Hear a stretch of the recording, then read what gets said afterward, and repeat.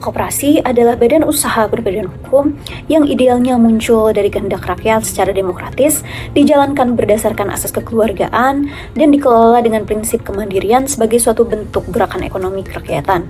Namun dalam praktiknya, kita justru menjumpai salah satu jenis koperasi yang inisiasinya berasal dari kebijakan pemerintah, yaitu Koperasi Desa atau Kelurahan Merah Putih atau yang selanjutnya disingkat dengan KDMP. Dalam kebijakan ini, pemerintah menargetkan terbentuknya 80.000 koperasi yang tersebar di seluruh wilayah Indonesia dengan waktu yang relatif singkat. Nama saya Puspita Nursuciati, mahasiswa Magister Kenotariatan Fakultas Hukum Universitas Indonesia.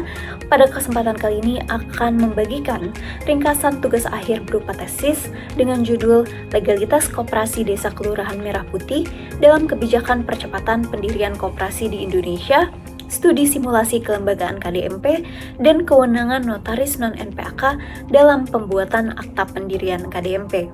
Mengingat posisi strategis koperasi dalam sistem perekonomian nasional, pendirian Koperasi Desa Merah Putih sebagai kebijakan pemerintah semestinya dilandasi oleh kerangka hukum yang jelas dan selaras dengan prinsip-prinsip perkoperasian. Namun dalam pelaksanaannya, pendirian Koperasi Desa Merah Putih justru menimbulkan sejumlah persoalan. Persoalan tersebut diantaranya kebijakan yang dianggap bersifat sentralistik atau top-down. Hal ini misalnya ditandai dengan dijadikannya kepala desa sebagai pengawas ex officio dari Koperasi Desa Merah Putih dan desain kelembagaan yang seragam di seluruh wilayah Indonesia. Permasalahan kedua adalah terkait pendanaannya.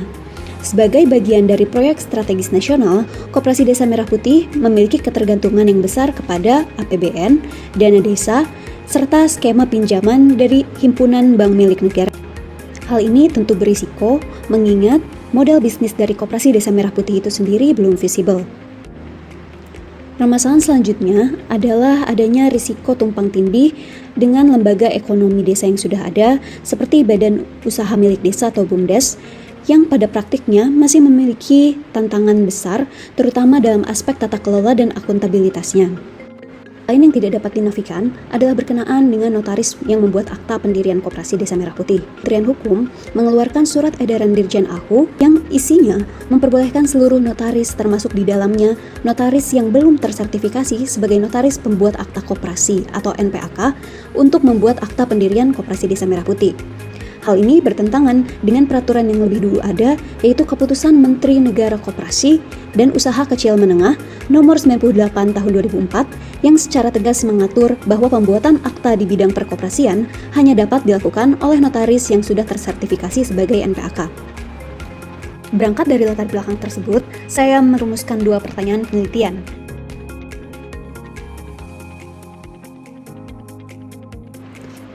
Masuk ke tahap pembahasan. Untuk menjawab pertanyaan penelitian pertama, saya akan membaginya ke dalam 3 bagian sebagai berikut. Di satu sisi, legalitas kelembagaan KDMP memang dapat dijustifikasi dari kedudukannya sebagai proyek strategis nasional.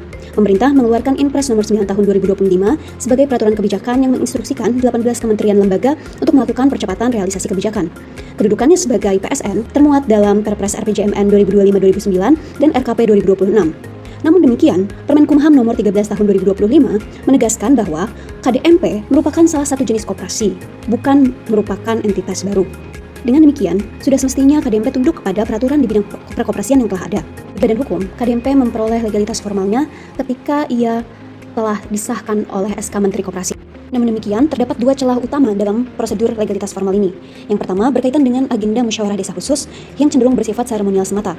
Dan yang kedua, terkait penyusunan akta pendirian, di mana format akta, kemudian KPLI, penamaan, dan keanggotaan sudah ditentukan dalam petunjuk pelaksanaan Menteri Koperasi Nomor 1 Tahun 2025. Sedangkan legalitas substantif dari KDMP ternyata belum tercapai karena KDMP belum sepenuhnya mencerminkan prinsip-prinsip perkoperasian. Analisis lengkap terkait kesesuaian KDMP dengan prinsip-prinsip perkoperasian dapat dilihat pada tabel berikut. Dari 28.000, Koperasi Desa Merah Putih telah mendapatkan status berbadan hukum. Pendekatan yang konstruktif bukan menolak keberadaannya, melainkan memperkuat tata kelolanya. Mana semestinya kewenangan notaris non-NPAK dalam pembuatan akta pendirian KDMP, perlu dipahami terlebih dahulu bahwa kebijakan tersebut lahir karena adanya keterbatasan jumlah NPAK. Jumlah NPAK saat ini adalah 17.355 orang, namun distribusinya tidak merata dan hanya terkonsentrasi di Pulau Jawa. Sedangkan di satu sisi pemerintah memiliki target pembentukan KDMP secara cepat dan merata. Oleh karena itu, SE percepatan KDMP dikeluarkan sebagai bentuk Beleitsregel atau peraturan kebijakan. Oleh karena itu, akta KDMP yang dibuat oleh notaris non-NPAK tetap bersifat autentik karena dibuat berdasarkan instruksi resmi dari pemerintah. Dalam hal ini, berlaku asas presumptio justa causa, di mana setiap tindakan administratif pemerintah selalu dianggap sah sepanjang belum dibatalkan. Artinya, ketika notaris membuat akta pendirian dan akta tersebut telah disahkan oleh pemerintah dengan sebuah surat keputusan, koperasi yang bersangkutan tetap memiliki kedudukan sebagai badan hukum. Namun demikian, perlu dipahami bahwa surat edaran Dirjen AHU yang memperbolehkan notaris non-NPAK membuat akta pendirian koperasi harus dipahami secara terbatas hanya dalam konteks percepatan pendirian KDMP. Adapun, sebagai strategi pembuatan akta, notaris dapat menulis premis akta sebagai berikut. Yang dapat saya sampaikan, besar harapan saya penelitian ini dapat berkontribusi bagi perkembangan ilmu hukum, terutama di bidang hukum kenotariatan dan hukum perkoperasian.